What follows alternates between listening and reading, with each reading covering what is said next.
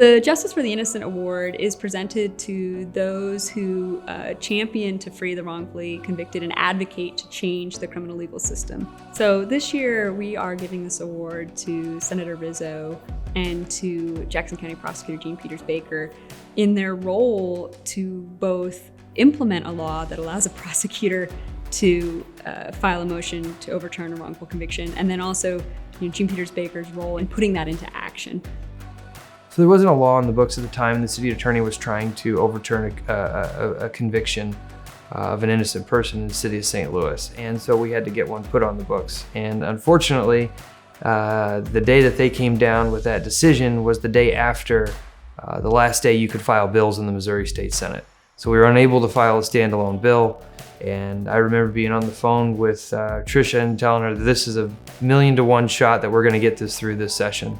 It's just so late in session, and there's really only one vehicle, and I don't really like the underlying bill to put it on it. But we were able to work together and work with Senator Luetkemeyer and Senator Williams, who's had the underlying bill, and I was able to attach the amendment to it, and eventually made it to the governor's desk. And months later, I was able to see Kevin Strickland the day he got out of prison. It's always been the duty of the prosecutor to carry out truth and to carry out truth-seeking through a case, even post its conviction. But we didn't have the actual mechanism. A local prosecutor didn't have the mechanism to actually go forward and seek that. You know, when we're talking about things in the criminal legal system, when we're talking about changing it, people don't like that. They look at the system and they think, well, there's a lot of parts and this is the way the system works and the system is working and we shouldn't touch it. But Senator Rizzo brought everyone to the table. I mean, ultimately, there was a moment where Senator Rizzo called all of us and we sat in the room with prosecutors, with other entities that were interested, and that's what led to where we are today. This was not the first year that this type of legislation had been offered before the Missouri legislature, and it didn't pass. It didn't even advance anywhere in the legislature. What was different this time? What was the impetus this time? It's a little bit hard to tell, but I will say that Kevin Strickland certainly had a role in this law.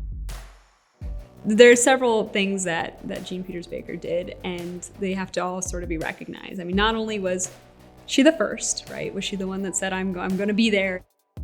The day that it was enacted was actually a Saturday.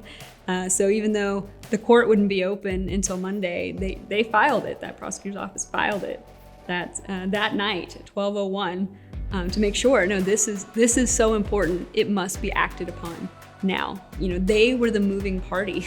They were the people who said, you know, court, you have to overturn this, and here's the evidence that we believe shows you have to overturn this, which is a lot. And so what the courts were going to do, how it was going to happen, devoting all of those resources and saying, we're going to do it even if it's hard. That's what Jean Peters Baker did. It may seem bleak for some people in such terrible situations, but people are working and everyone's doing their best. I think it's important for them to understand that people are listening and people are working, and there may not be as many as they want, but there's more than there was. We're going to continue to do that, but it's something that as a society we have to get right. I think it is appropriate to thank the Missouri legislature for taking on this issue and finally passing a law that allowed Kevin Strickland the benefits of having his case re-reviewed, but perhaps others to come. And that's what justice looks like.